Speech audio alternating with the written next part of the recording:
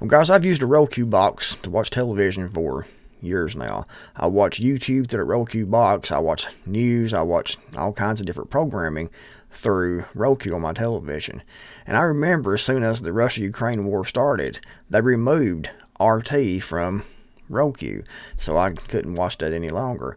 That was shutting down any opposition voices because they didn't want us to hear what Russia had to say about it. As you all probably know, RT is Russian media, kind of like the BBC is in the UK, like CNN is here in the United States. This article here, why did Syria fall so fast and what happens next? This was published in RT, as you can see here. So I thought we'd visit this today and see what they have to say about what's going on right now in the Middle East. It's good to try to figure out what's actually going on by listening and reading different news sources and trying to find out, what's actually happening. Because our news media, people will come on here in this video and say, RT's all propaganda owned by Russia. Look at our media. Look at Fox News. Look at CNN, MSNBC. All total fake news, lying, manipulative, and we know that RT can't be any worse than our news is here. But it's all going to be slanted to meet and push, their agenda. But I've actually found RT to be more accurate than our media is here in the United States. But that's a whole different argument. Why did Syria fall so fast, and what happens next? With each passing day since October the 7th, 2023, the contours of the regional processes unfolded in the Middle East become increasingly clear. That day, a watershed moment for the entire region, left behind a multitude of questions that remain unanswered. One of the most formidable intelligence agencies in the world, Israel's Mossad, failed to foresee or prevent the attack by Palestinian groups, sparking widespread astonishment. And I talked about what I thought happened within about 6 hours of hearing about this. We all pretty much know what happened. You can't say it here on YouTube, but it's pretty obvious what actually happened there. And it was all part of this wider plan that we're seeing unfold right now. However, beneath this shocking event lies a series of deeper processes, steadily propelling the region toward profound transformations.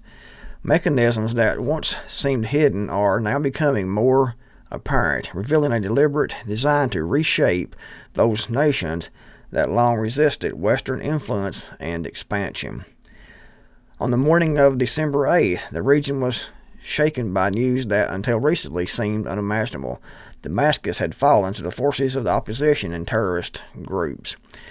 Rule under President Bashar al-Assad had been effectively destroyed, and he was one of the Syria, Damascus, Assad was has been a target for a long time. And that's because he, in Syria, was a connection point with Iran in the Middle East and Russia. This is all about this wider war. And they're taking out, Hezbollah, they're taking out the Palestinians, Hamas, they're taking out Syria to destabilize and weaken those areas, because their next target, in my opinion, is Iran. Following the prolonged war with Hamas and the near total defeat of Lebanon's Hezbollah, so right here, RT is saying that Lebanon's Hezbollah has suffered nearly total defeat. So apparently, Israel has been kicking the crap out of Hezbollah in Lebanon. We've heard different here on YouTube, but I don't see why Russia would be saying this if it wasn't true, because Hezbollah is tied in with and funded by Iran, and Russia and Iran are allies. So why would Russia lie and say that Hezbollah has been pretty much totally defeated? But here's what it says. Following a prolonged war with Hamas and the near total defeat of Lebanon's Hezbollah, international and regional actors shifted their focus to Syria, a key player in the axis of resistance against Israel. And the axis of resistance against evil was, in my opinion, to keep Israel from expanding. That's all part of what's going on here now, is the expansion of Israel. Syria, which had long served as a cornerstone of the Iranian policy in the region, became the latest link in a chain of nations succumbing to mounting international and external pressures. These events appear to be a part of a broader scenario aimed at fundamentally altering the political and social landscape of the Middle East, with the weakening of key participants in the axis of resistance from Palestinian groups to Syria and Lebanon. A crucial question arises. Who will be next? Who will be the next target of this rapidly unfolding plan? Iran. We all know what this is going to end up being. Iran is the next target. That's why they're taking out Hezbollah. That's why they're taking out Syria, to weaken Iran, to make them more easily attacked and taken down. That's what the plan is. Weaken your enemy first, and then mount your massive attack you've been planning all along. Who benefits and what's next? The fall of Damascus is a turning point in Middle Eastern politics, signaling not only the collapse of Assad's rule, but also a significant weakening of Iran. That was the whole plan, to weaken Iran, which has spent years building up its influence through its alliance with Syria. Tehran had regarded Syria as a vital link in the axis of resistance, encompassing Lebanon, Yemen, and Palestinian groups. Syria served as a critical logistical hub for arming Hezbollah and providing both political and economic support. However, the collapse of the Syrian capital and the ensuing chaos shattered these supply chains. Capitalizing on the situation, Israel deployed forces into the buffer zone on the Golan Heights, effectively expanding its territory. This move not only bolstered Israel's strategic position, but also deprived Iran of the ability to counteract its actions effectively in the region. The losses succumbed by Hezbollah have dealt yet another blow to Iran. The Lebanese organization, long regarded as one of Iran's key instruments in its struggle against Israel, now finds itself isolated and weakened. The loss of arms supply routes and the destruction of its logistical chains have cast doubt on its combat readiness. And that was the plan, my friends.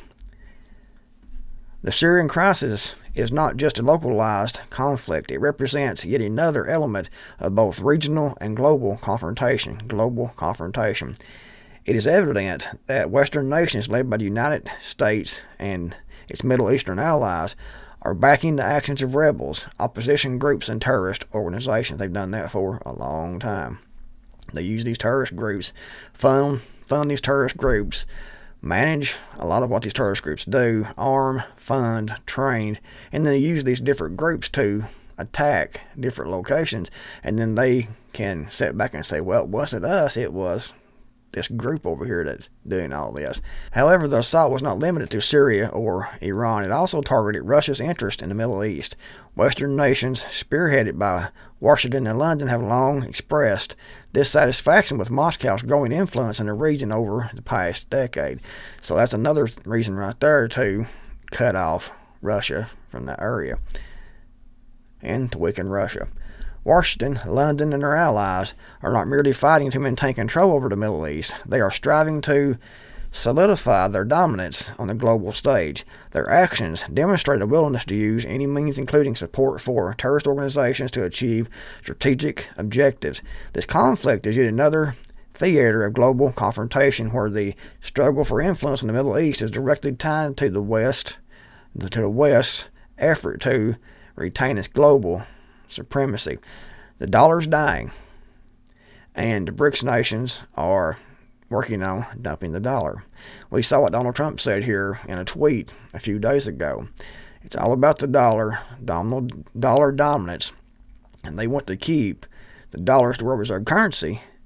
That way they can dictate world events, and that way they can print money, and all the other nations suffer from the debt that the United States makes. It's a system that's worked out well for the United States, deep state, and actually us here in the United States, because we've lived a higher standard of living than most of these other places have. And they want to continue that. And we have the BRICS nations that are sick of the United States government, deep state, dominating the world through the weaponized dollar. So they're trying to get off that dollar and trying to form, a union with the BRICS nations. That's what this is all about. This is World War III. We're seeing it now. World War III, World War II, World War I, World War II didn't start pow in a day. It happened gradually until it reached, a pinnacle of absolute total war. And that's where we're going to, in my opinion, is total war. World War III is happening right now. It's on. It's happening right now. And it's going to expand. Right now, what we're seeing is these Syria being taken out, Hezbollah being taken out, because they're going to weaken Iran and they're going to attack Iran next. That's the plan. And a lot of it is about this right here. There's even a song about it. And this is from the Times of Israel. So that's what a lot of it's about. Not all of it, but a lot of it's about that. It's about this and about keeping the dollar dominance. You're not going to hear this on most other prepping YouTube channels. You'll hear a bunch of other stuff, a bunch of other opinions, but I try to bring you what's actually going on the best that I can actually figure out. I look at things, I research things, I dig into things and try to figure out what's actually going on. And a lot of people don't want to hear what's actually going on because they prefer their own beliefs because it makes them feel better. They don't want to know the truth of what's going on. But I try my best to bring you all the facts if I possibly can. Anyways, guys, if you liked the video, give it a big thumbs up. Thanks for watching. I'll see you guys in the next video, hopefully.